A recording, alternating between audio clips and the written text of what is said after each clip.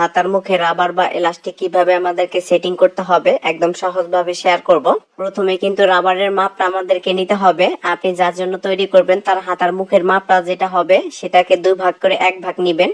এরপর নেওয়ার পরে এখান থেকে আরো এক্সট্রা আমাদেরকে 1.5 থেকে 2 ইঞ্চি নিতে হবে। হাতার মুখের মাপ অনুযায়ী 2 ভাগের 1 ভাগ নেওয়ার পর আমরা কিন্তু এক্সট্রা নিয়ে নিয়েছি। এরপরে কিন্তু হাতাটা এইভাবে উল্টো সাইডে বসানোর পরে মাথার দিকটা এইভাবে ভাঁজ করে প্রথমে আমাদেরকে একটা সেলাই দিতে হবে। তো দেখুন এভাবে সেলাইটা হওয়ার পরে এরপর কিন্তু রাবারটা এইভাবে বসিয়ে নিব। এরপর ভাঁজটা দিয়ে নিব। এই ভাঁজটা কিন্তু রাবার থেকে একটু বেশি করে নিতে হবে। এরপর রাবার এবং কি কাপড় অনুযায়ী এইভাবে প্রথমে আটকানো একটা সেলাই দিবেন। এরপর এইভাবে ভাঁজ করে নিবেন। একটু বেশি করে ভাঁজ দিবেন যাতে করে কোনোভাবে রাবারের উপরে সেলাইটা না পড়ে। এরপরে জামার যে পার্টটা আছে একটু লুজ করে সেলাই দিবেন। যদি কোনো জায়গায় বেশি গ্যাপ হয়ে যায় সেই ক্ষেত্রে আপনার একটু কুচি দিয়ে মিল করে তারপর কিন্তু সেলাই দিতে হবে। এই সাইডও কিন্তু আমরা সেলাই দিয়ে নিব। এরপরে কিন্তু রাবারটা সুন্দর করে অ্যাডজাস্ট করে নিব।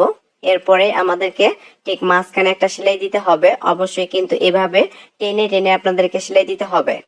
তো অবশ্যই এভাবে টান রেখে তারপরে সেলাইটা দিয়ে নিবেন। তো দেখুন আমি কিন্তু সুন্দর করে এলাস্টিকটা সেটিং করে নিলাম। এরপর দুইটা পার্ট এক জায়গায় করে আমরা কিন্তু এখন আমাদেরকে সেলাই দিতে হবে। এইভাবে করে আপনারা কিন্তু এলাস্টিকটা সেটিং করবেন। ভিডিওটি ভালো লাগলে লাইক কমেন্ট শেয়ার করবেন। পেজটি ফলো দিয়ে সাথেই থাকবেন।